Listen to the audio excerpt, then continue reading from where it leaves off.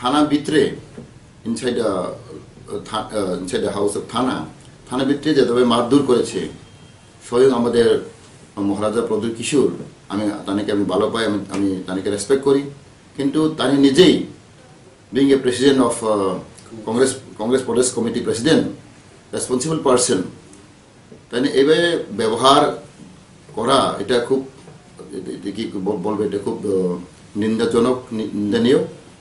তাই আমি শুনেছি আমাকে পুলিশ অথরিটি বলেছে এখানে তাই মারধর করেছে আমাদের সাধারণ ছেলেকে, ওই মিন্টু দেবনাকে মারধর করেছে। এবার রঞ্জিত দেববর্মা উনারও অনেকে হস্তনেস্ত করেছে।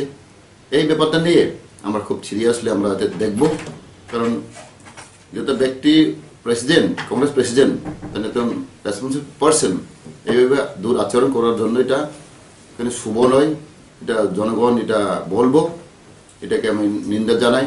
এর ব্যাপার নিয়ে আমরা পার্টি তরফ থেকে আমরা এটা দেখবো।